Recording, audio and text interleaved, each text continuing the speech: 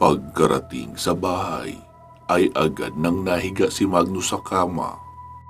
Mahimbing na ang tulog ni Althea noong dumating siya, kaya hindi niya na lang din inistorbo. Kinabukasan ay nagpatuloy ang masamang panahon. Nakatunga nga lang si Magnus na nakaupo sa terrace. Lumapit naman si Mang Ambo na may dalang kape. Saka naupo sa tabi niya. "Kumusta, Mags? Parang nalubugan ka ng barko sa itsura mong yan." Wala naman, Mang Ambo. Hindi lang ako sanay na ganitong nakatenga at walang ginagawa. Ang tahimik pa ng bahay dahil wala ang lahat." "Naku, Mags, masanay ka na. Ako man ay nalulungkot din rito kapag araw na may pasok sa eskwela ang mga estudyante natin.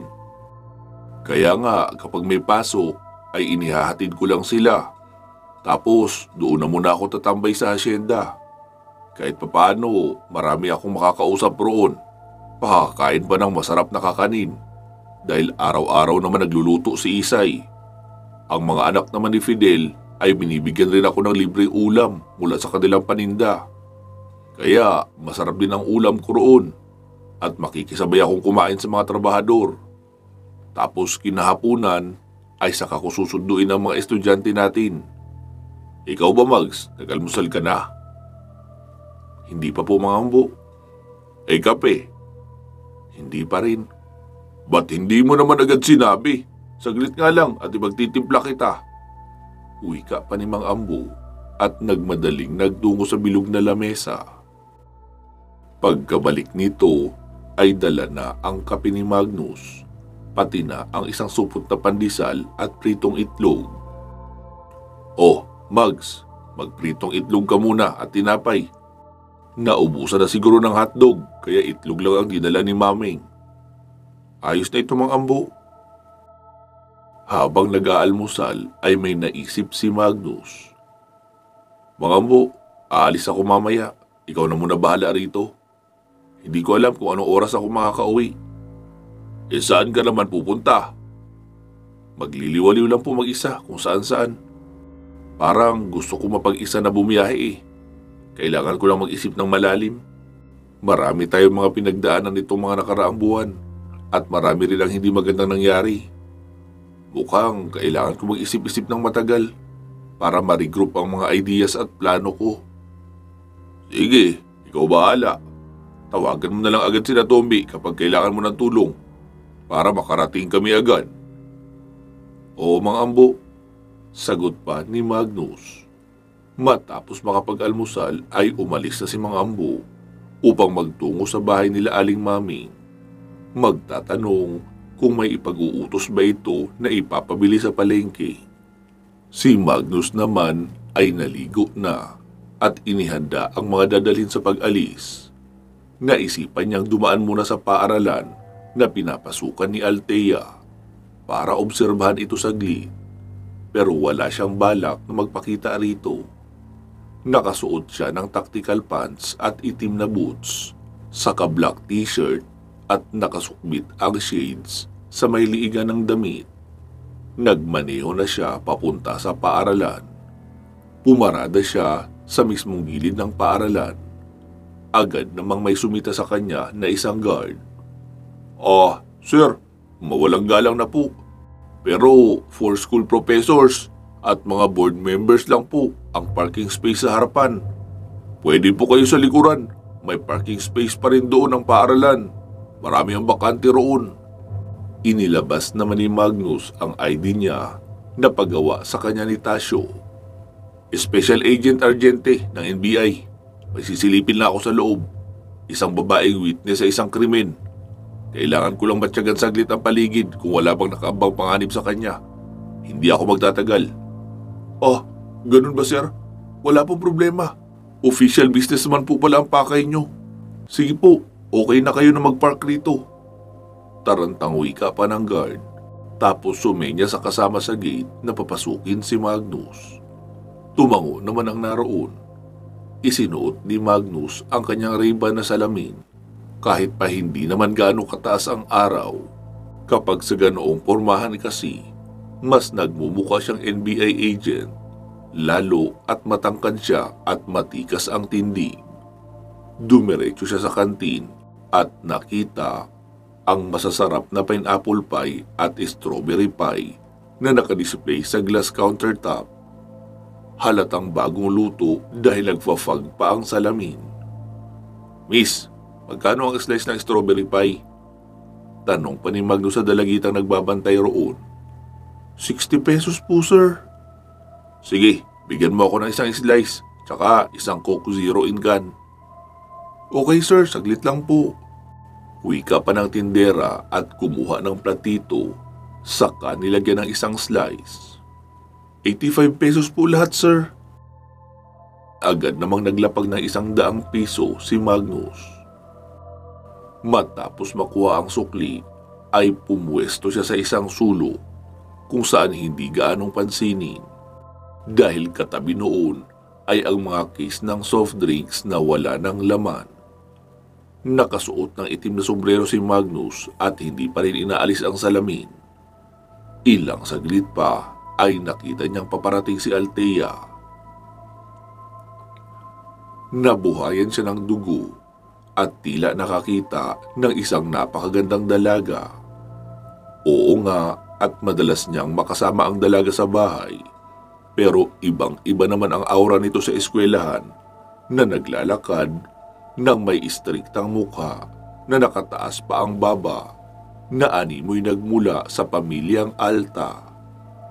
Napaka-sexy rin ito tignan sa sexing uniform na hakab sa katawan ang tela. Tila isang college student si Magnus na nakakita ng bagong dalagang transferee.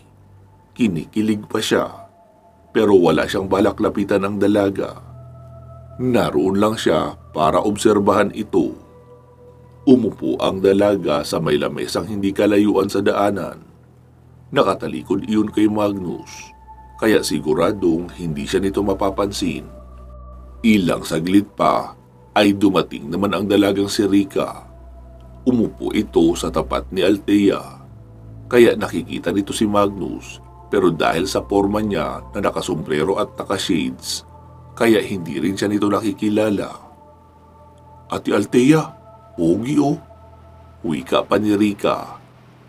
Pero hindi man lang ito nilingon ni Althea, bagkus ay sinabing, "Magtigil ka nga dyan, Rika. Pag-aaral ang pinunta mo rito, hindi paghahanap ng pogi, kaya iyon ang pagbutihan mo." Masungit na wika pa ni Althea na ikinangiti naman ni Magnus. Ilang saglit pa ay may dumating na 3 lalaki. Mga estudyante ang mga iyon, pero kung titignan ang itsura ay maaaring nasa mahigit 20 na ang edad at nagsisiga-sigaan. Kinikwelyuhan ang mga makakasalubong na nakaharang sa kanilang daan. Tumayo iyon sa may tagiliran ni Althea, tapos nagsalita ang isa. "Hi Miss Beautiful, bago lang kami sa eskwelahang ito at nais namin magkaroon ng mga kaibigan. At siyempre, pili lang ang mga pwede naming maging kaibigan. Kaya maswerte ka dahil pasok ka sa requirements namin. I'm Michael and this is George and Diego." Wika pa ng lalaki na iniaabot ang kamay kay Althea. Hindi man lang iyon tinignan ni Althea at sinabing, "Pasensya na, hindi ako nagpunta rito para maghanap ng kaibigan. Iba na lang ang kausapin nyo." Tila na insulto naman ang lalaking malapit at agad tinabig ang kinakaing sandwich ni Althea. Tapos hinawakan ito sa buhok sa kahinila. Dahilan para mapatingala ang dalaga. Nakatingin lang si Magnus at inaabangan ang susunod na mangyayari. "Hayop kang babae ka! Akala mo kung sino ka? Halika at magpapakilala ako sa iyo." Wika pa noon at pinatayo si Althea. Mabilis gumalaw si Althea at sinipa sa pagitan ng mga hita ang lalaki, kaya napayuko iyon. Pagkayuko ay hinawakan sa buhok at iniuntog naman sa lamesa. Kumilos naman ang dalawang kasama na susuntok sana kay Althea. Pero biglang may isang lalaki ang sumipa sa tagiliran noon, si Efraim. Natumba ang isang lalaki at napasubsob sa may basurahan. Dinampot naman ni Rica ang tumbler na lata at ipinalo sa ulo noong lalaki na nakasubsob pa sa lamesa na hawak ni Althea sa kwelyo. Nakita ni Magnus na bumunot ng kutsilyo ang pangatlo at akmang sasaksakin sa likuran si Efraim. Pero mabilis na dumampot ng bote si Magnus at ibinato sa ulo noong lalaki. Tila nawala iyon sa wisyo dahil bumarag sa lakas ng pagkakatama ng bote. Pagkatayo naman noon ay agad sumugod kay Efraim, kaya nagharapan sila at mano-manong nagsuntukan. Hindi akalain ni Magnus na magaling na rin pala sa hand-to-hand combat ang lalaki. Mukhang nag-iinsayo iyon gamit ang mga equipment niya at naturuan nila Tomby at Pandoy sa pakikipaglaban. Noong sumuntok ng pawalop ang lalaki, ay niyukuan iyon ni Efraim. Sabay baon ng malakas na suntok sa sikmura, kaya napayuko pa iyon lalo. Saka naman pinasundan ng isang pagtuhod sa panga, kaya bulagta ang lalaki na nakatihaya. Nagsidatingan naman ang mga gwardya. Agad kinwelyuhan si Efraim at idiniin sa dingding. Habang inaalalayang itayo ang mga nahihilong kalalakihan, doon na tumayo si Magnus. "Guard, bitawan mo yan. Isa yan sa sinasabi kong estudyante na pinunta ko rito. Yang tatlo ang pasimuno ng gulo. Dalhin nyo yang tatlo na yan sa guidance office. Ipapa-expelled natin ang mga iyan sa paaralang ito." Nagsusumigaw naman ang isang lalaki na dumudugo ang ilong at noo. Sila ang nagpasimuno ng gulo!" Hindi iyon pinansin ni Magnus at hinarap ang gwardya. "Naka-video ang lahat ng naganap, kaya dalhin mo yung tatlong yan sa guidance office at susunod ako." Kinuha ni Magnus si Efraim mula sa pagkakahawak ng dalawang gwardya.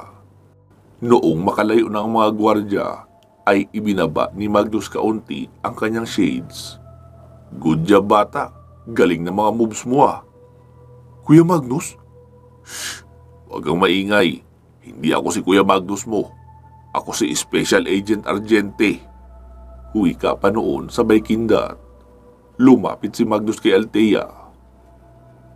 "Okay ka lang, mahal?" Nagulat naman si Althea noong mapagsino ang lalaki na nakasalamin sa may kanto. "Ha? Paanong narito ka?" Dahil binabantayan ko ang mga anak at asawa ko, siyempre." Napangiti naman si Rica. "Wow, ang tamis naman noon, Dad." Biro pa nito kay Magnus. Nagsalita si Magnus. "Rica, bumili ka ng strawberry pie. Tag-iisa sa inyo, pang merienda nyo. Nasa sahig na ang sandwich ni Ate Althea nyo eh. Tsaka, bumili ka ng isang buo noon. Iuwi mo sa bahay para makatikim rin ang iba. Heto ang pera oh. Maiwan ko muna kayo ha. Aasikasuhin ko lang ang magpapatalsik sa tatlong yun rito. Tapos may pupuntahan ako." Wika pa ni Magnus at mabilis hinalikan sa pisngi si Althea na ikinakilig naman ang mga nakakita. Sumunod na nga si Magnus sa guidance office at kinausap ang counselor. Ipinorward niya rin sa mismong cellphone ng counselor ang video na nakunan niya sa mismong kaganapan ng pangyayari. Sabi naman ng counselor, "Special Agent Argente, bakit parang pamilyar ako sa apelido mo? Kaano-ano mo yung may-ari ngayon at nagpapatakbo ng Hacienda Argente? Bea, ano nga bang pangalan noon? Yung Argente na may-ari daw ngayon ng haciendang iyon?" Tanong pa nito sa kanyang sekretarya. Madam, Magnus Argente daw po. Doon nagtatrabaho ang mga magulang ko sa hacienda na yun. Pero hindi ko pa nakikita yung sinasabi nilang may-ari roon. Mabait raw iyon at mapagbigay." "Oh, kaano-ano mo iyon, sir?" Tanong pa uli ni Counselor. Inilapag ni Magnus ang ID niya sa lamesa na may nakasulat na pangalan, Special Agent Magnus Argente. Nanlaki ang mga mata ng matandang kaunsilor. Ikaw yun, sir? Ngumiti lang si Magnus. Biglang tumayo ang kaunsilor at kinamayan si Magnus. It's an honor, sir, to finally meet you. Nabalitaan ko po na nag-donate kayo ng 20 sets ng computer. Tsaka, 2 malalaking photocopier. At may cash gift pa para sa eskwelahang ito. Walang ni isa sa amin ang nakakita sa sinasabi nilang Magnus Argente na nagbigay ng malaking donasyon. Isang matandang lalaki lang kasi ang nagdala noon rito at sinabing galing sa inyo. Kaya maraming salamat po. Sige po, ipapalakad ko na agad ang hearing para sa petisyon na ipatanggal ang 3 iyon dito sa eskwelahan. Pinadismiss ko na muna sila para madala sa klinik. Ang lala ng sugat nila eh. May basag pa ang ilong at noong isa. Yung isa naman nahihilo at hindi makatayo ng tuwid. Tapos yung isa ay may malaking sugat sa likuran ng ulo. May bumato raw sa kanya ng bote. Napayuko naman si Magnus noong marinig iyon. Baka mga estudyante rin na nakisimpatya sa mga dalagang binabastos nila.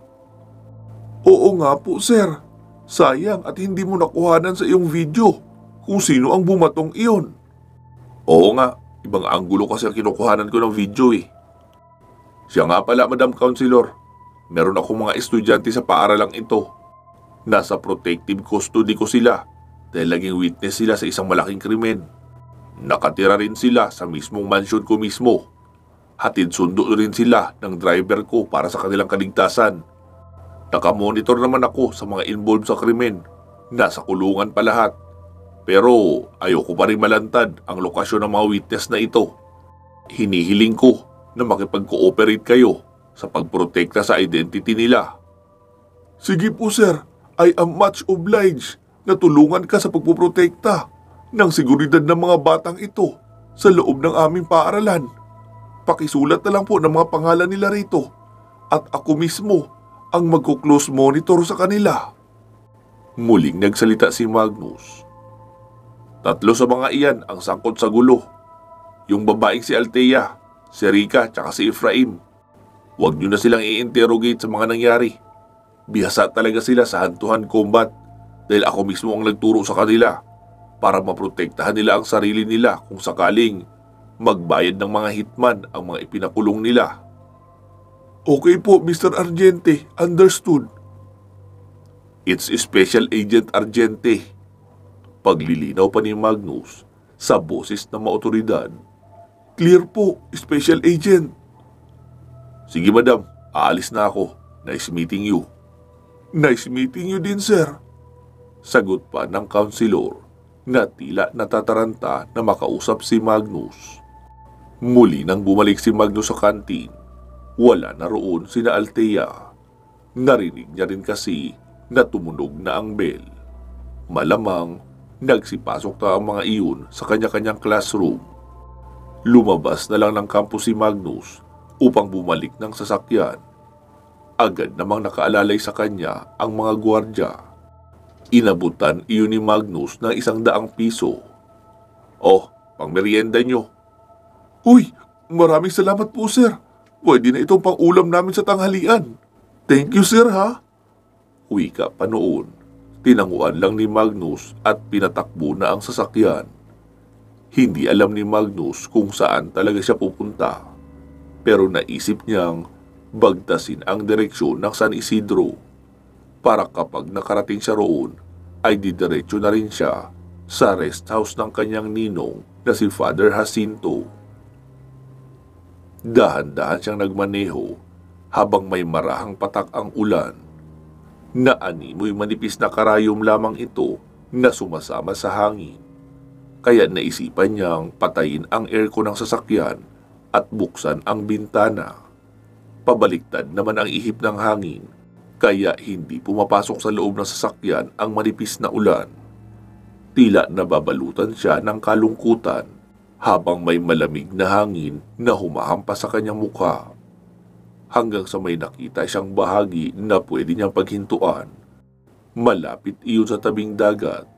Maalon ang karagatan at malakas ang hangin. Umarada siya sa tapat ng isang puno na walang bunga. Saka kumuha ng isang bote ng nakadilatang beer. Hindi iyon malamig, pero ayos lang dahil malamig naman ang panahon. Umupo siya sa hood ng sasakyan habang nakatanaw sa masungit na karagatan. Mahina siyang bumulong sa hangin. Panginoon, isa ba itong pagsubok lamang? O talagang ito na ang bago kong kapalaran? Ang lumaban sa kasamaan ng walang ginagamit na kapangyarihan. Kung ano man po ang plano niyo sa akin, sana ibigay niyo ng malinaw para alam ko rin kung saan ako lulugar. Hindi madaling magprotekta ng mga taong inosente kung ang makakalaban naman ay mga nilalang ng kadiliman na may malalakas na kapangyarihan. Kaya kailangan ko po ang basbas nyo. Sana wag nyo akong papabayaan, pati na ang mga taong mahalaga sa akin. Mahinang dasal pa ni Magnus na kanyang isinasabusis ng mahina. Nagpatuloy ang pag-ihip ng malakas na hangin pero nawala naman ang ulan. Kasabay ng unti-unting pagtulo ng luha ni Magnus. Sa totoo lang, matagal niya nang gustong ilabas ang luha ng kalungkutan dahil sa mga nangyari sa kanya. Pakiramdam niya ay para siyang naputulan ng isang kamay sa paggawala ng kanyang mga gabay. Hindi na siya sanay na walang nakakadibati sa lahat ng oras at wala siyang napagsasabihan ng problema niya. Kahit pa madalas siyang salungatin ng kanyang mga gabay, ay tila naging pamilya niya na rin ang mga ito at sadyang miss niya na. Matapos ang mahigit isang oras na pagluluksa ng kalungkutan sa may tabing dagat, ay naisip niya na magpatuloy na sa pagmamaneho. Nakakaramdam na rin siya ng gutom, kaya muli siyang sumakay sa Pajero at nagpatakbo patungo sa direksyon ng San Isidro. Noong makakita ng isang malaking kainan, ay naisipan niyang huminto roon. Malaki ang kainan na iyon. Doon kadalasang humihinto ang mga biyahedor, lalo na ang mga pamilyang nagbabakasyon. Kasi 3 malalaking kainan ang naroon. Marami ang CR na may nagmiminti na ng kalinisan at may mga cottage kung saan pwedeng magpahinga saglit ang mga biyahedor bago magpatuloy sa biyahe. Saglit niyang nilingalinga ang paligid. Nakita niyang may isang babaeng nagmamadaling maglakad papunta sa isang kotse at may nakasunod na 2 lalaki na mukhang mga sanggano. Lintik ang mga ito Kita ng masama na nga ang panahon, gumagawa pa ng kabulastugan. Kinuha ni Magnus ang isang magnetic gloves. Bali yung kanan lang ang dinala niya, tapos iyong folding na baton. Para kung sakaling magkagipitan o may makisaling pulis, ay hindi siya mahuhulihan ng baril. Sinundan niya ang sasakyang tinutungo ng babae. Pagkarating roon, ay nakita niyang nasa lupa na ang babae. Mukhang itinulak iyon ng isang lalaki. Tapos ang isa naman ay naroon nakasuong ang ulo sa kotse at may inaabot. May batang babae rin ang tumitili sa loob ng sasakyan. Agad nagsalita si Magnus. Kayo talagang mga kawatan, ang lalaki ng katawan nyo, pero ayaw nyo magtrabaho at lumaban ng patas sa hanap buhay. Nananamantala kayo ng mga mahihina sa inyo. Sabi naman noong lalaking nakatayo. Ano bang pakialam mo? Umalis ka na rito kung ayaw mong butasan ko yung sikmura mo. Wika pa noon, sabay itinuto kay Magnus ang isang 38 caliber na baril. Sumagot naman si Magnus. Kung ako sa'yo, itapon mo na sa talahiban ang baril na yan. Dahil iyan rin mismo ang isasaksak ko sa bunganga mo kapag naagaw ko yan. Abay, mayabang ka ha? Wika pa noon, sabay pinaputok kay Magnus ang baril. Mabilis namang iniangat ni Magnus ang kamay na nakabuka ang palad at doon tumama ang bala. Dahil sa naka-activate naman ang magnetic field ng gloves, kaya halos dumampi lang doon ang bala at nalaglag na rin sa lupa. Mabilis na sinipa ni Magnus ang pintuan ng kotse. Dahilan para mapasubsob iyong isang lalaki na nakapasok roon ang ulo. Inilabas ni Magnus ang baton at noong akmang lalabas ang lalaki ay pinalo niya sa tuhod na palugmok iyon. Babarilin pa sana siya noong isa pero mabilis siyang tumalon papalapit kaya hindi siya tinamaan ng bala at saktong naabot niya na rin iyon ng pagpalo ng baton sa kamay kaya nabitawan noon ang baril. Isang suntok lang ang ibinigay ni Magnus sa sikmura noong lalaki. Napalugmok iyon sa lupa at nagsuka. Mukhang busog na busog iyon at kagagaling ng kumain sa restaurant na kalapit. Dinampot ni Magnus ang baril noon sa kahinawakan ng buhok ng lalaki at buong puwersang isinaksak sa bunganga ang baril hanggang sa umabot sa lalamunan. Nagdurugo na iyon at kumikisay na ang lalaki. Biglang natauhan si Magnus noong may boses ng babae ang nagsalita. "Sir, tama na po! Baka mapatay mo siya at makulong ka!" Pagkalingon niya ay isang magandang babae ang kanyang nalingunan. Muling inilabas ni Magnus ang baril sa bunganga noong lalaki at tinanggalan ng mga bala. Sa kanya binigyan ng isang suntok ang mukha noon para mahimatay. Nilapitan niya rin ang isa pang lalaki at binomba ng malakas sa suntok ang mukha. Nawalan rin iyon ng malay. Nakita ni Magnus na sisilip-silip lang ang isang payat na binatang gwardiya. Halata ang takot sa pagmumukha noon. Kinawayan iyon ni Magnus. "Guard, halika rito. Itawag mo kami ng tanod. Hold upper ang mga ito. Hino-hold up ang babaeng ito oh. Wala ka bang baril?" Wala po sir eh. Batuta lang po ang meron ako. Kaya hindi ko mapaalis ang mga iyan. Kahit pa alam kong hindi sila aalis hanggat walang na-hold up. "Oh, sige na, tumawag ka ng barangay. Pulis ako, pero hindi ako taga rito. Kaya bahala na ang barangay na magdala sa mga ito sa police station." Wika pa ni Magnus. "Maraming salamat po sir." Wika pa ng babae na halata pa ang takot sa mukha. Hinawakan naman iyon ni Magnus sa magkabilang balikat. "Mag-relax ka na ma'am, okay na. Wala na silang malay." Nagsalita naman ang isang bata na nasa loob. "Mami!" Sabay na napalingon roon sina Magnus at iyong babae. Tapos binuksan ng babae ang pinto at inilabas ang batang nasa 4 na taong gulang. "Saan kayo niyan papunta ma'am?" Papunta sana sa bahay ng mga biyenan ko sa San Pascual. Naisipan kong huminto rito para umihi. Hindi ko na siya dinala dahil tulog naman. Tapos noong papabalik na ako, ay hinarang naman ako ng 2 iyon. Maraming salamat sir ha, at iniligtas mo kami ng anak ko. Paano ba kita mababayaran?" Tanong pa ng babae. Sumagot naman si Magnus. "Simple lang, sabayan niyo akong kumain. Papunta kasi ako ng San Isidro at naisipan kong dito magtanghalian. Kaya tara, sumabay na kayo sa akin. Ako ang manlilibre." "Hala, nakakaya naman sa'yo sir." "Just call me Magnus. Taga Bienunido ako." "Nice meeting you Magnus. I'm Nikari from Santa Clara. Ito naman si Anika, anak ko." "Hi Anika." "Hello po." Sagot naman ng bata. "Oh, sige na, tara na sa loob. Wala ka bang payong dyan? Umaambon no? Baka sipunin niyang anak mo kapag naambunan." Wika pa ni Magnus. Oo meron." Kinuha naman iyon ng babae. "Sige, mauna na kayo roon sa loob. Ayun na ang mga tanod oh. Kakausapin ko lang para mabitbit ang 2 ito sa police station." Matapos makausap ang mga tanod, ay sumunod na rin si Magnus sa loob ng kainan. Nakita niyang nakaupo sa isang lamesa ang mag-ina.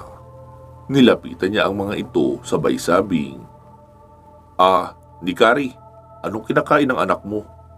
"Hotdog lang ang kinakain nito sir eh, tsaka plain rice." "Okay sige, saglit lang ha." Sagot pa ni Magnus at nagpunta na siya sa counter. Umorder siya ng isang order ng sinigang na tuna na good for 3 persons. Tapos longganisa 2 piraso, 2 hotdog, tapos 5 plain rice at soft drinks na 1.5 liter. Matapos iyon mabayaran ay umupo na siya sa tapat ng mag-ina. Ilang saglit pa ay dumating na ang kanilang order. Hala Magnus, may iba ka pa bang kasama? Wala naman. Bakit mo na itanong? Kasi parang pang-apat na tao ang order mo eh. Yan ba? Kaya natin ubusin yan. Siguradong nagutom ka sa kaba na dinanas mo kanina. Oo nga, kinabahan ako. Pero hindi ko pa rin kaya umubos ng 2 rice. Hayaan mo na kapag hindi mo naubos, edi i-take out natin. Nagsimula na nga silang kumain. Tuwang-tuwa naman ang anak ni Nikari noong makita ang 2 hotdog sa harapan. Magnus, may pamilya ka na? Basag ng dilag sa katahimikan. Girlfriend lang meron ako. Wala pa kaming anak. Nasaan siya ngayon? Nasa eskwelahan. Mahabang kwento, kaya late na siya nakapag-aral. Galing ako sa school niya kanina, bago ako nagliwaliw. Ibig sabihin, galing ka pa niya ng Bien Unido, bago ka nagliwaliw? At sino naman ang pupuntahan mo sa San Isidro? Ninong ko. Siya yung kura paroko roon, si Father Jacinto. Wow, talaga ba? Isang pari ang ninong mo? Oo, dati siyang nagsundalo, tapos saka nagpari. Nakakatawa nga eh, sundalo tapos biglang magpapari. Oo nga, kakaiba yun. Ngayon lang din ako nakarinig ng ganyan. Ikaw, anong pakay niyo sa biyanan mo? Bakasyon lang? Oo. Actually, taon-taon ay dumadalaw kami sa mga biyanan ko. Magmula noong mamatay ang asawa ko. Wala na rin kasi ako mga magulang. Kaya sila na ang naging pangalawang magulang ko. Tapos, noong mamatay ang asawa kong si Henry, ay naging madalang na ang pagdalaw namin roon. Pero sinisiguro ko naman na makadalaw roon kahit isa sa isang taon para makita rin nila ang apo nila. Kung hindi mo mamasamain, maaari ko bang malaman ang ikinamatay ng asawa mo? Oo. Isa siyang sundalo. Nasawi sa isang engkwentro. Ganun ba? Condolence pala ha? Hindi, okay na ako. 2 taon na rin mahigit ang nakalilipas. Kahit papaano ay namimiss ko na lang siya. Oo, normal yun. Asawa mo yun eh. Uwi ka pa ni Magnus. Sige na. Paspasan na natin itong pagkain natin para makaalis na kayo. Mukhang patindi ng patindi ang pagsama ng panahon eh. Bali mag-convoy na lang tayo sa biyahe. Mauuna kayo at sa likuran ako para nakikita ko pa rin kayo. Sige, salamat Magnus ha. Napakabait mo naman. Hindi mo kami kilala tapos tinulungan mo na kami agad. Pinakain pa. Wala yun. Kailangan ko lang rin siguro na makakasabay sa pagkain para hindi ako malungkot. Teka Magnus, malungkot ka ba? Napapansin ko kasi sa mga mata mo na parang galing kang umiyak at may mabigat na dinadala. Sabi naman ni Magnus, hindi na ako maglilihim pa. Hindi rin naman tayo magkakilala. At tama ka nga, may kaunti akong problema. Kaya ako nag-road trip ng walang dahilan para makapag-isip-isip at huminga ng malalim sa ibang lugar. Parang kapag naroon ako sa asyenda ay sumisikip ang mundo ko. Bakit? Empleyado ka ng asyenda? Hindi. Ano pala? Tagapamahala. Talaga? Ikaw ang tagapamahala ng asyenda? At sumisikip pa ang mundo mo niyan ha? Kumusta naman kami na nangungupahan lang sa isang masikip na kwarto? Basta, mahabang kwento Sagot naman ni Magnus. Magnus, ano kaya kung sumama ka na lang muna sa amin? Wala ka naman yatang mahalagang sadya sa San Isidro. Mukhang hindi rin alam ng ninong mo na pupunta ka roon, di ba? Dahil road trip lang naman talaga ang sadya mo at tutuloy ka lang doon kapag napagod ka na. Oo, tama ka, parang gano'n na nga. Sige na, sumama ka na lang sa amin. Hindi na muna kami tutuloy sa San Pascual. Sa Vergara na lang muna tayo tumuloy. Sa unahan lang iyon ng San Isidro. Tsaka, kung okay lang sa'yo, iiwan muna natin sa isang talyer ang kotse ko. Nabasag kasi ang windshield noon. Tinamaan noong barilin ka ng hold-upper kanina. Kaya papasukan rin kami ng ulan kapag dinala namin iyon. Nakita kong may auto shop naman sa tapat nito. Iwanan na lang muna natin dyan. Tapos, sa sasakyan mo na lang kami sasakay. Kasya ba tayo sa kotse mo? Tanong ng magandang babae. Dahil hindi naman noon nakita si Magnus na bumaba sa kanyang pajero. Saglit na nag-isip si Magnus. Siguro nga, kailangan niyang maiba sandali ang environment niya at mga taong nakakalubilo para malampasan ang nararamdamang malalim na kalungkutan. Sige, sasama na lang muna ako sa inyo. Anong meron sa Vergara? Naroon ang ancestral house ng pamilya ko. Tiyahin ko lang ang naroon, matandang dalaga. Siya ang naging caretaker doon, matapos mamatay nila mama at papa. Malapit din iyon sa dagat, kaya siguradong may pwesto ka na pwedeng tambayan kung gusto mong magmuni-muni. Hindi ka naman iistorbohin ni Anika. Di ba Anika, behave ka lang? Opo mami, behave lang si Anika. Sagot naman ng bata. Sabi naman ni Magnus. Sige, saglit lang. Tinawag ni Magnus ang waiter at ipinabalot ang tira nilang ulam, kanin, pati na ang kalahati ng natira sa 1.5 na ko.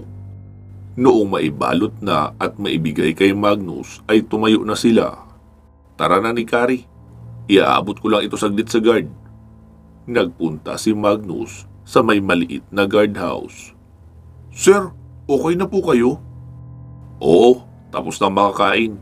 Ito ang sobra naming ulam mo, pagdamutan mo na. Sobra pa yan sa isang kainan, pwede mo rin i-share sa iba. Uy, maraming salamat po rito sir. Sagot pa ng natutuwang gwardya. Muli na ngang bumalik si Magnus kila ni Kari. Nasaan ang sasakyan mo dyan, Magnus? Tanong pa ni Kari habang nakanguso sa magkakatabing mga kotse. Nasa unahan pa ang sasakyan ko. Wika pa ni Magnus at nagpatiuna na sa paglalakad dahil lumalakas na ang ambon. Nagulat ang dilag noong makitang isang magarang pajero ang pinasukan ni Magnus. Ito ang sasakyan mo? Oo, bakit? Ano ba yan? Nahiya naman ako sa tanong ko kanina kung kakasya ba tayo. Sabi naman ni Magnus, ikaw na ang kumuha ng mga gamit mo sa sasakyan nyo. Kapag nailagay mo na rito, ay saka ko na kukunin sa iyo ang susi. Ako na ang magdadala ng sasakyan mo sa auto shop. Ako na rin ang magbabayad. Kasalanan ko naman kung bakit iyon nabasag. Hala, paano mo naman iyon naging kasalanan? Kasi kung hindi ako umilag, hindi sana tatama sa salamin ang bala. Hala, para siyang sira. Di ikaw naman ang nabutasan ng katawan. Mas malala yun. Anak, dito ka muna ha. Kukunin ko lang ang mga gamit natin sa car. Si Tito Magnus muna ang magbabantay sa'yo. Okay po, Mami. Sagot ng bata. Kinuha na nga ni Kari ang mga gamit niya sa sasakyan. At noong makabalik ay kinuha naman ni Magnus ang susi. Saka dinala sa auto shop ang kotse ng dilag. Ano, tara na? Tanong pa ni Magnus pagkabalik niya roon. Sige. Sagot naman ng babae si Kari nang nakangiti. Hindi alam ni Magnus kung anong meron sa babaeng iyon dahil parang napakagaan ng loob niya rito. Naaawa rin siya sa kalagayan nito na isa na palang balo. Pero sa tingin niya, makakatulong ang babae para maibsan ang bigat sa puso na kanyang nararamdaman. Nagsimula na nga silang magbiyahe patungo ng Vergara, kung saan ito pala ang hometown ng dilag at may bahay roon ang pamilya nito. Makalipas ang ilang oras na biyahe, ay narating na nila Magnus ang naturang bayan. Pinahinto siya ni Kari sa isang lumang bahay na nasa loob ng isang nakapader na compound. Halata ang pagiging luma ng bahay at isa itong ancestral house na maaaring itinayo noong panahon pa ng mga Kastila dahil sa disenyo at ginamitan ang bintana ng kapis shell. Bumaba ang dilag at binuksan ang malaking gate. Saka naman ipinasok ni Magnus ang sasakyan. Ilang saglit pang nanatili sina Magnus at ang batang si Anika sa loob ng sasakyan. Habang nagtatawag si Nikari sa pintuan ng bahay, may kinuha itong susi sa ilalim ng paso at binuksan ang pinto. Muli na itong bumalik sa sasakyan. Magnus, wala si Tia eh. Hindi ko naman alam kung saan siya nagpunta. Hindi rin nagpaalam sa akin. Pero mukhang ilang araw na siyang wala rito. Umaaring buwan na. Kasi maalikabok na ang bahay eh. Pero ayos lang. Kaya na nating asikasuhin ang sarili natin. Sabi naman ni Magnus. Sige, ibaba mo na muna ang mga gamit nyo, pati na si Anika. Bibili lang ako ng pagkain natin. May ref ba ang bahay na yan? Oo, meron. O sige, bibili na rin ako ng mai-stock. Sige Magnus, salamat ha. Wika pa ng Dilag habang may matamis ng ngiti. Umalis si Magnus at bumalik ng bayan. Bumili siya ng 5 kilong bigas, 3-in-1 na kape, sariwang manok, ilang gulay, hotdog para sa bata, soft drinks at isang box ng beer in can. Pagkarating niya sa bahay ay bukas pa rin naman ang gate. May isang lalaking may kalakihan ang katawan at walang damit ang nakasilip mula sa malayo. Tila sinisilip noon ang bahay ng Dilag. Saglit pang pinagmasdan iyon ni Magnus dahil may masamang aura siyang nararamdaman mula sa lalaki at hindi normal ang inaasta noon. Noong wala namang ibang ginagawa ang lalaki kundi ang magmasid, ay ipinasok na ni Magnus ang sasakyan. Siya na rin ang nagsara ng gate at hinakot na ang mga pinamili sa taas. Naabutan niyang naghuhugas ng mga kaldero at pinggan ang Dilag. Oh, bakit naghuhugas ka na riyan? Maalikabok kasi eh, kaya hinugasan ko na muna para malinis na kapag kakain tayo mamaya. Eh si Anika, nasaan? Nasa kwarto, natutulog. Inaantok raw eh. Baka napagod sa biyahe. Mabuti na lang talaga at kasama ka namin. Baka basang-basa na kami dahil ang lakas ng ulan no? Wika ng Dilag. Tahimik lang na tumatango-tango si Magnus. Nagsimula ng magluto ang babae.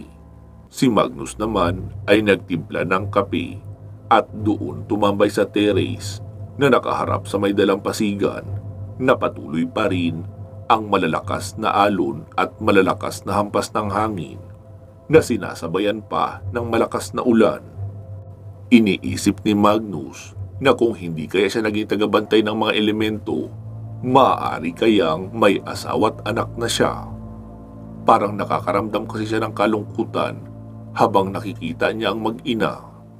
Doon niya unti-unting nare-realize kung ano ang kulang sa sarili niya at bakit siya nalulungkot. Mukhang taong totoong magmamahal sa kanya nang walang kondisyon ang kanyang hinahanap. O sa madaling sabi, naghahanap na siya ng anak. Iniisip niya na ano kaya kung siya ang ama ng batang si Anika at asawa niya naman si Nikari. Isang simple at mahinhin na babae, maalalahanin at maalaga sa anak.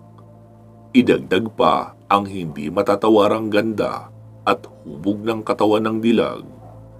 Noong una kasi ay hindi niya iyon napapansin dahil nakasuot lang iyon ng maluwag na pantalon, t-shirt na black at naka-jacket na brown.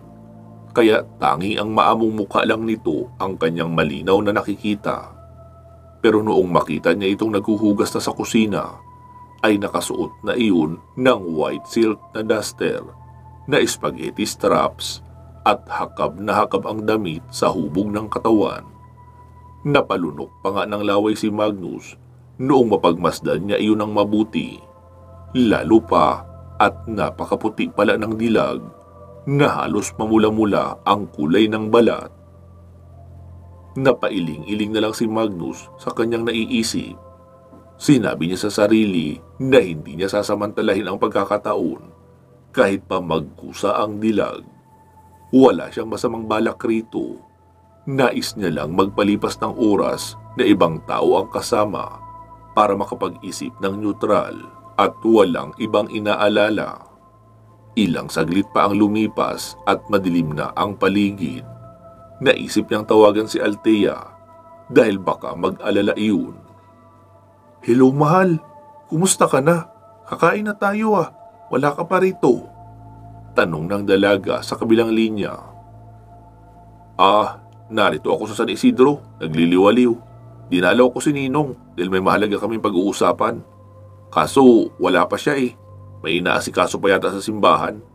Kaya nasa tabing dagat lang muna ako. Ganun ba? Kaya pala dinig ko ang hampas ng dalampasigan. Pag-iingat ka dyan mahal ha, kakain na kami rito. Akala ko kasi makakasabay ka, kaya naghintay kami sa'yo. Kailan ang balik mo rito? Baka bukas o sa makalawa. Depende sa mapag-uusapan namin ni Ninong. Okay sige mahal, kumain ka na rin dyan ha. I love you. I love you too. Sagot naman ni Magnus. Pagkapatay ng tawag ay isang malalim na buntong hininga ang kanyang pinakawalan nang may nagsalita sa kanyang likuran. Misis mo? Actually, girlfriend. Ang sweet mo naman pala kapag kausap mo siya. Uwi ka pa ng dilag. Ngumiti lang si Magnus. Tara na, maghapunan na tayo. Nang makapagpahinga na rin ng maaga. Lumalakas ang hangin, no? Nakakatakot talaga kapag narito ang bahay sa tabing dagat. Dahil kapag malakas ang hangin, ay parang tutuklapin ang bubong. Halika na, dadaanan ko lang si Anika para gisingin. Tumango si Magnus at nauna na sa pagpunta sa lamesa. Maya-maya ay nakita niyang karga na ni Kari ang anak nito. Anak, kumain ka lang ng kahit kaunti, tapos pwede ka nang bumalik sa pagtulog. Wika pa ng ina, nakasimangot naman ang bata. Pero noong nakaharap na iyon sa pagkain, ay nagsimula na rin namang kumain. Nagsimula na rin kumain si Magnus. Tinulang manok ang ulam nila dahil iyon ang mga sangkap na pinamili niya. Matapos kumain ng bata, ay inalalayan na iyon ng ina na maibalik sa silid na nasa tabi lang din ng sala at muling bumalik ang dilag sa hapagkainan. Nagpatuloy ito sa pagkain. Si Magnus naman ay tapos na. Nagsalita si Nikari. Magnus, total, narito ka na rin naman sa pamamahay ko. Hindi ko na siguro kailangan mahiya pang magtanong, no? Sa tingin ko kasi, may malalim kang problema. Sabihin mo lang kung mali ang sasabihin ko. Sa tingin ko kasi, mahal mo naman ang girlfriend mo. Pero, hindi 100%. Parang napipilitan ka lang. At maliban sa pag-ibig, ay may iba ka pang gusto na maaring hindi mo pa alam kung ano. At kung alam mo man, sa tingin mo ay hindi mo rin alam kung paano makukuha. Napangiti naman si Magnus. Naks naman, hindi ko alam na may talent ka pala sa panghuhula ah. Uy, huwag mong ibahin ang usapan. Sabihin mo kung mali o tama ba ako. Hindi ka mali ni Kari. In case lang na pag-isipan mo ako ng masama ha, hindi ako sumama sa iyo kasi meron ako masamang balak o may inaasahan ako mangyari. Naghahanap lang ako ng paraan kung paano ako makakapag-isip ng malaya para sa sarili ko. Kailangan gawin ko iyon na hindi ko kakilala o kaano-ano ang kasama ko para maging patas ang pag-iisip ko.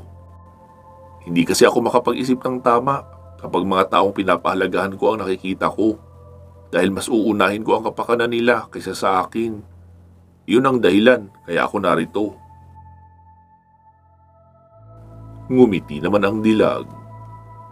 Alam ko namang wala kang balak na masama sa akin. At alam ko may dinadala kang mabigat kaya ka naghahanap ng kausap na hindi bias. At ang masasabi ko sa iyo, nasa tamang lugar at taong makakausap ka dahil hindi kita kakampihan sa mga topic na pag-uusapan natin mamaya. Sige na, doon ka na muna sa sala. Walang cable rito ha. Radyo lang ang pwede mong pagtiyagaan kung makakasagap ka ng signal. Gayong masama ang panahon. Sige na at maghuhugas muna ako ng mga pinagkainan natin. Susunod na lang ako roon after nito. Okay, salamat ni Kari ha. Sagot pa ni Magnus at dahan-dahan ang naglakad papunta sa may sala. Muli siyang tumayo sa labas sa may terrace. Pero kadiliman lang ang kanyang nakikita. Walang malapit na kabahayan ang bahay nila ni Kari. Pero sa dilim ay tila may nararamdaman siyang nakatingin. Hindi niya iyon makita pero sigurado siya sa kanyang pakiramdam. Sa tingin niya ay baka iyon ang lalaking kanyang nakita noong hapon na nakamasid.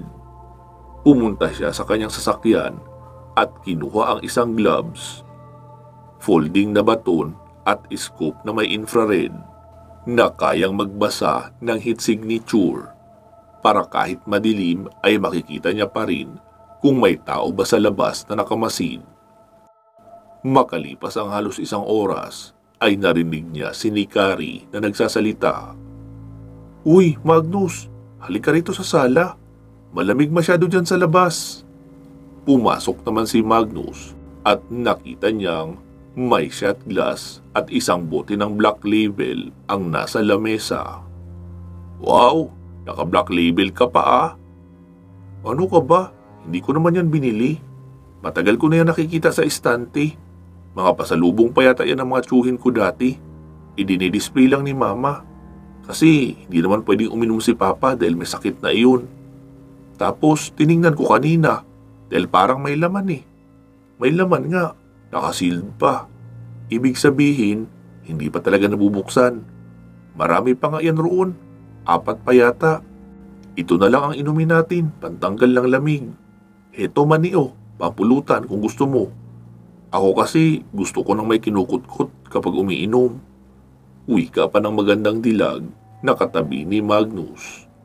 Nagsimula nga silang magkwentuhan at napag-alaman ni Magnus na nagtatrabaho si Nikari sa isang opisina bilang sekretary ng division head ng marketing group.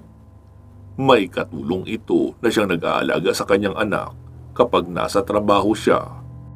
Kasalukuyan itong naka-mandatory vacation leave kaya ito nag-out of town para dalawin ang mga magulang ng kanyang namayapang asawa. Para makita na rin ng mga iyon ang kanilang nag-iisang apo dahil ang asawa niyang sundalo ay isa ring uniko iho. Patuloy nang lumalalim ang gabi habang lumalalim rin ang kwentuhan nila Magnus at Nikari at dala na rin ng nainom na alak ay hindi na nila namalayan na hindi na sila nag-uusap. Nagpapatuloy ang kanilang komunikasyon sa paraang hindi na nila kailangan magsalita. Hindi na kontento sa sitwasyon sa sala, hinila ng dilag si Magnus sa isang bakanting silid at doon sila nagtanggal ng lamig sa katawan at pinainit ang buong silid. Pasado 2:00 ng madaling araw, nagising si Magnus. Nakayakap sa kanya ang magandang dilag. Dahan-dahan niyang ibinaba ang kamay noon at bumangon siya. Nagsuot siya ng pantalon at damit. Sabay isinuot ang gloves at binitbit ang folding na baton. Dinampot niya na rin ang scope at lumapit sa bintana. Inilibot niya ang tingin sa paligid pero wala naman siyang makita. Wala rin siyang maramdamang heat signature sa scope. Maaaring nasa bubungan ang nararamdaman niyang aswang dahil kanina niya pa yun nararamdaman na naglalakad sa bubungan. Inilapag niya ang scope at lumabas. Sinalubong siya ng napakalamig na hangin pero binaliwala niya na lang iyon at tinalasan ang pakiramdam. Naglakad siya sa unahan papalayo sa bahay para hindi siya matalunan ng aswang mula sa itaas. "Huwag ka nang mahiya. Ako lang naman ang gising. Bumaba ka na rito. Akala mo mabibiktima mo ang mag-ina no? Pasensya ka na. Naisama nila ako rito. At hindi ako papayag na may manakit sa kanila. Kahit pa sa dulo ng kanilang daliri." Nakarinig ng angil si Magnus. Ibig sabihin, naririnig siya ng aswang. Kahit mahina lang ang kanyang pagkakasabi ng mga salita. Isang malakas na pagbagsak sa lupa ang kanyang narinig. Pagkalingon niya sa likuran ay isang lalaking aswang ang naroon. Naglalangis ang katawan at napakabangis ng itsura nito. "Alam mo Brad, kung aakyat ka ng ligaw ay kailangan mo ring maligo at magbihis ng presentable. Hindi yung susugod ka sa bahay ng isang magandang babae nang nakahubad at ganyan kabaho. Nako, Intro pa lang, busted ka na kapag ganyan. Pang-aasar pa ni Magnus, pero hindi sumasagot ang nilalang. Agad na iyong sumugod sa kanya ng pagkalmot. Kaliwa kanan naman ang pag-ilag ni Magnus, sabay ang turning back kick.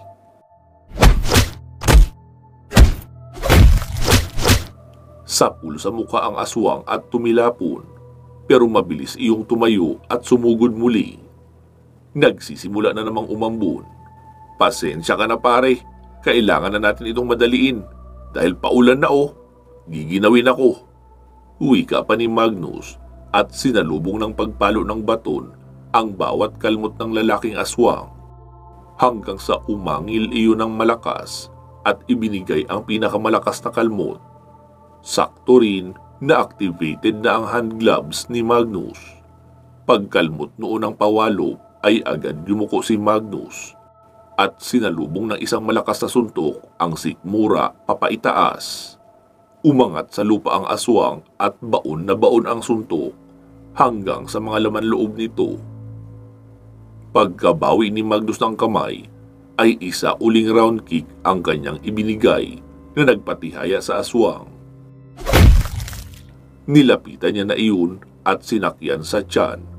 Saka binomba ng isang malakas na suntok ang kaliwang dibdib. Nabasag ang mga buto sa bahaging iyon at napipi pa ang puso, kaya mabilis iyong binawian ng buhay. Hinila iyon ni Magnus patungo sa may dalampasigan at ipinaanod sa dagat. Sa kanya inilagay sa isang walang laman na toolbox ang gloves na duguan. Sa kanya na iyon huhugasan kapag wala na siya sa lugar ng mag-ina. Matapos maitapon ang aswang, ay muli nang pumasok ng bahay si Magnus. Pero naligo muna siya dahil napuno siya ng bahid ng dugo. Mabuti at may hairdryer naman ang dresser ng bahay, kaya mabilis lang din niyang natuyo ang kanyang buhok at bumalik sa pagkakahiga sa tabi ng magandang dilag. Pero nagulat siya noong walang sali-salita na pumatong iyon sa kanya. At sinimula na naman ang bagay na gusto nito.